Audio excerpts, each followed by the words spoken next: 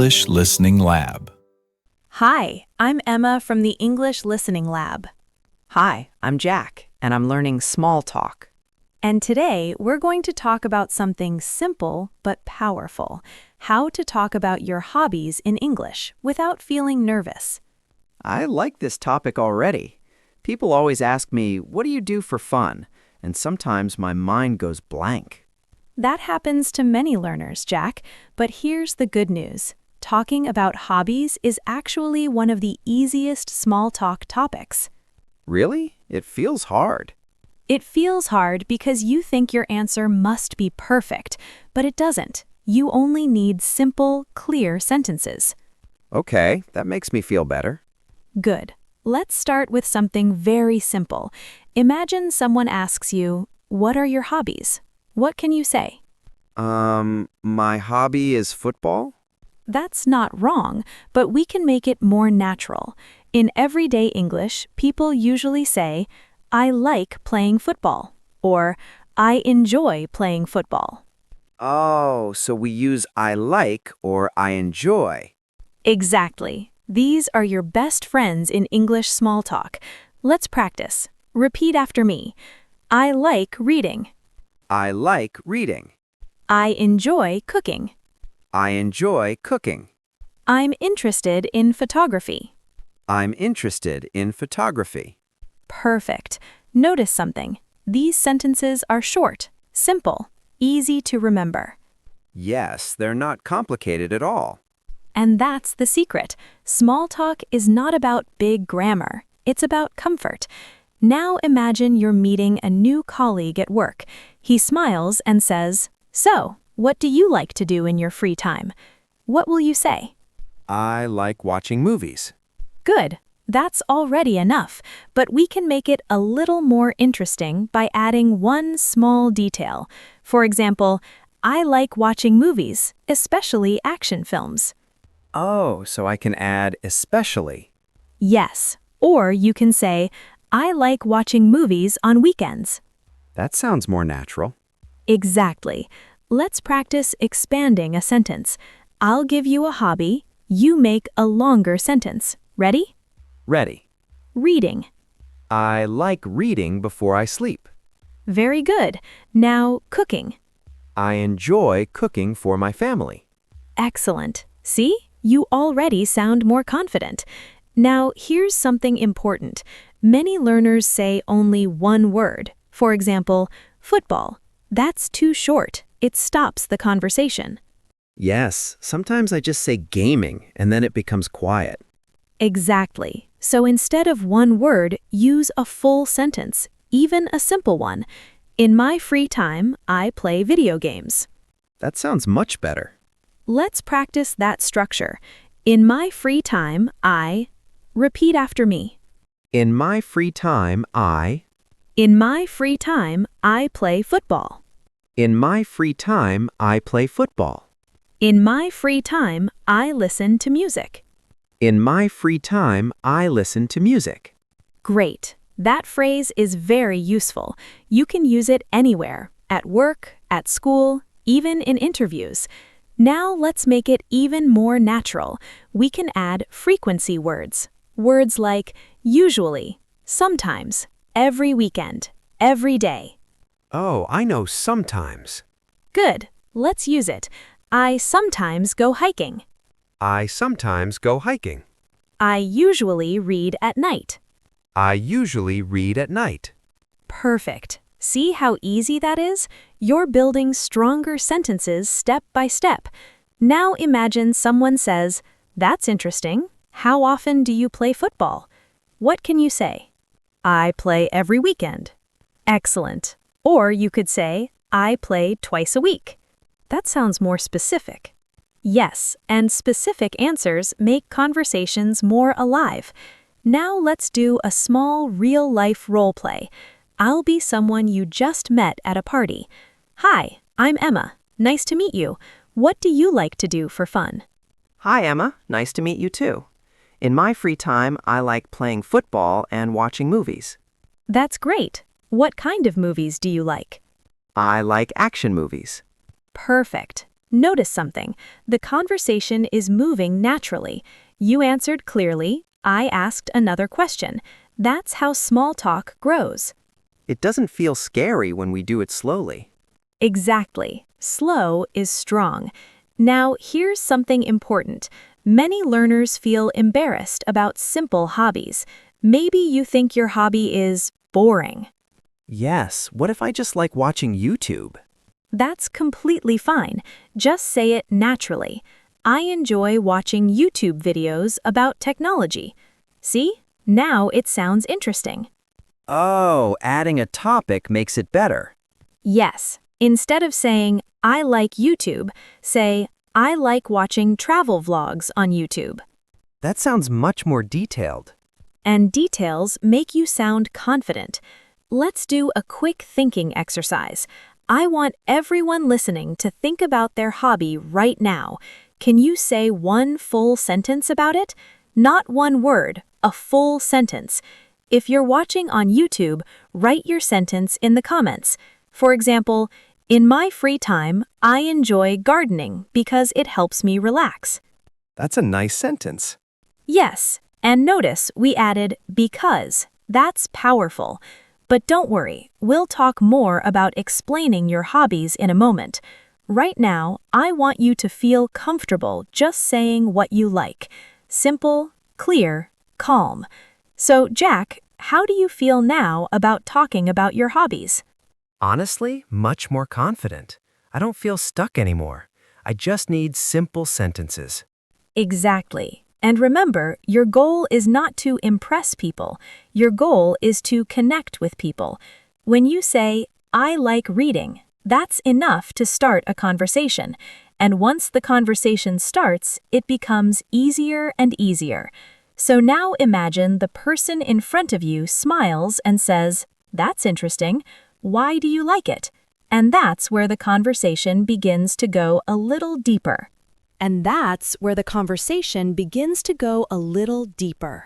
Yes, that question makes me nervous. When someone asks, why do you like it? I don't know what to say. That's very normal. But don't worry. Answering why questions is easier than you think. You only need one simple reason. For example, I like reading because it helps me relax. Oh, so I just add because. Exactly. Because is a powerful word. It connects your idea to your reason. Let's practice. I'll give you a hobby. You give me a reason. Ready? Ready. Playing football. I like playing football because it keeps me healthy. Excellent. That's a perfect answer. Now, cooking. I enjoy cooking because I like trying new recipes. Very good. Notice something important. Your sentences are still short, still simple, but now they sound more interesting. Yes, they feel more complete. Exactly. When you add a reason, people feel connected to you. Now, imagine this real situation. You're talking to a new colleague at work. He says, "What do you do in your free time?" You say, "I enjoy photography." He says, "Oh, really? Why do you like photography?" What can you say? I like photography because I enjoy capturing beautiful moments. That's wonderful. That sounds natural and confident. Now, let's make it even easier. Here are some simple reasons you can use for many hobbies. Because it helps me relax. Because it makes me happy. Because it's fun. Because it reduces stress. Because I learn new things. Oh, I like because it reduces stress. That sounds professional. Yes, and you can use it for many hobbies. For example, I like listening to music because it reduces stress. That's very useful. Let's practice together. Repeat after me. I enjoy reading because it helps me relax. I enjoy reading because it helps me relax. I like exercising because it keeps me healthy. I like exercising because it keeps me healthy. Perfect. Now let's move a little further. Sometimes people don't just ask why, they ask follow-up questions. For example, How did you start? When did you start? Oh no, that sounds harder. It's not hard. You just need simple past tense. For example, I started playing football when I was a child. That's not complicated. Exactly. Or, I started learning guitar 2 years ago. I like that one. Good. Let's practice. When did you start watching movies in English? I started watching English movies 3 years ago. Excellent. That's a clear and confident answer. Now, imagine someone says, "Wow, that's interesting. Are you good at it?" That's dangerous. What if I'm not good? Be honest and simple. You can say, "I'm still learning," or "I'm not very good yet, but I enjoy it." That sounds humble and confident at the same time. Exactly. Confidence is not about saying you're perfect. It's about speaking calmly. Now, let's do a longer role play. I'll start. Hi, Jack. What do you usually do on weekends? On weekends, I usually play football and watch movies. That sounds fun. Why do you like playing football? I like playing football because it keeps me active and healthy. Nice. When did you start playing? I started playing when I was in school. Are you very good at it? I'm not a professional, but I enjoy playing with my friends. That was perfect. Natural, relaxed, real. It actually feels like a real conversation. That's because it is. Small talk about hobbies is just a friendly exchange of simple ideas. Now, here's another important tip. Ask back. Ask back? Yes, after you answer, you can ask the other person about their hobbies. That keeps the conversation alive. For example, what about you? Or what do you like to do in your free time? Oh, that makes it balanced. Exactly. Conversation is like a game of tennis.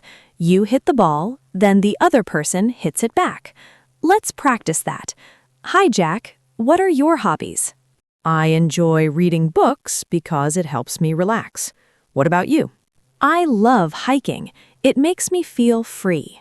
That sounds interesting. How often do you go hiking? See, now you're asking questions. That's excellent. When you ask questions, people enjoy talking to you. Now, imagine a different situation.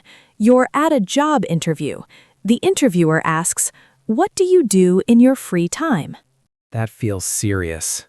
Yes, but the answer is still simple. Just make it positive. For example, in my free time, I enjoy reading business books because I like learning new skills. That sounds professional. Exactly. Or, I enjoy playing team sports because they teach me teamwork. Oh, that's smart. See, you're connecting your hobby to a good quality. Now, take a moment. Think about your real hobby. Can you answer these 3 questions? What do you like to do? Why do you like it? When did you start? Try to say 3 short sentences in your mind. That's a good challenge. Yes, practice in your head first, then say it out loud. Confidence grows when you speak. And remember, you don't need big vocabulary, you don't need difficult grammar. You just need I like, because, I started. Simple tools, strong communication. Now, imagine the conversation is flowing. You've shared your hobby, you've explained why you like it, you've asked back. The other person is smiling. The talk feels easy. But what happens when the conversation starts to slow down? What do you say next to keep it natural? Let's continue. So the conversation is moving smoothly. You talked about your hobbies, you asked questions back, you answered why. Now there's a small pause. Yes, that awkward silence. Exactly. And this is the moment many English learners panic. But don't worry, silence is normal. You just need one simple bridge sentence. For example, that sounds really interesting. Wow, that's cool. I've always wanted to try that. Oh, so even a small comment can continue the talk? Yes, conversation is not about long speeches. It's about short reactions. Imagine someone says, I enjoy painting. You can say, that's amazing. What do you like to paint? See? One small reaction, then one small question. That's it. That feels manageable. Good. Now let's practice expanding a hobby conversation naturally. I'll start. I enjoy traveling. What can you say? That sounds exciting. Where do you usually travel? Perfect. That's open and friendly. Now I answer. I usually travel to mountains because I love nature. What next? Oh, I can say, do you go alone or with friends? Excellent. You're keeping the conversation alive. Now let's look at something important, showing interest with your voice. What do you mean? If you say, that's nice, in a flat voice, it sounds boring. But if you say, that's nice, with energy, it sounds warm and real. So my tone matters. Very much. English is not only words, it's also emotion. Let's practice emotional reactions. Really? No way. That's awesome. That's interesting. Say them with feeling. Really? No way. That's awesome. Good. Feel the difference? Yes, it sounds more alive. Exactly. Now let's talk about something many learners fear. What if you don't share the same hobby? Yes. What if someone says, I love extreme sports, and I don't like that at all? You don't need to pretend. Just be polite and curious. You can say, that's not really my thing, but it sounds exciting. Or, I've never tried that before. That sounds respectful. Yes, conversation is about connection, not agreement. Now imagine this situation. You're at a party. Someone asks, what do you like to do for free time? You answer, I enjoy watching movies. They say, oh, what kind of movies? What do you say? I like action movies and comedies. Good. Now let's make it stronger. Add one reason. I like action movies because they're exciting, and I like comedies because they make me laugh. That's excellent. See how natural that sounds? Now imagine the conversation is coming to an end. Maybe the person needs to leave, maybe you need to go. How do you finish politely? I don't know. I usually just smile. Smiling is good, but words are better. You can say, it was nice talking to you. I enjoyed our conversation. Maybe we can talk again sometime. Oh, I like it was nice talking to you. That's simple. Yes, simple is powerful. Let's practice a full, short conversation from beginning to end. I'll start. Hi, Jack. Nice to meet you. What do you like to do for free time? Nice to meet you too, Emma. I enjoy playing guitar. That's awesome. Why do you like playing guitar? I like it because music helps me relax. When did you start playing? I started 3 years ago. I'm still learning. That's great. What kind of music do you play? Mostly soft music and pop songs. What about you? I enjoy reading and hiking. That sounds interesting. It was really nice talking to you. It was nice talking to you too. See? Smooth, natural, friendly. When we break it into small pieces, it feels easy. Exactly. English becomes difficult only when we try to be perfect, but real communication is simple. Now I want you to imagine something. You meet a new classmate, or a new colleague, or maybe someone at the gym. They smile and say, so what do you like to do for fun? Instead of fear, you feel calm. You say, I enjoy. You add, because. You continue with, I started. You ask back, what about you? And just like that, you are having a real conversation in English. That feels powerful. It is powerful because confidence is not magic, it's practice.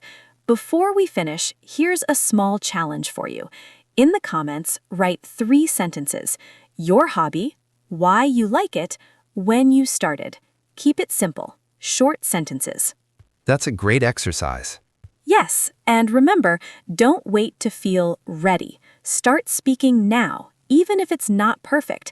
Every conversation makes you stronger. I feel much more confident talking about hobbies now.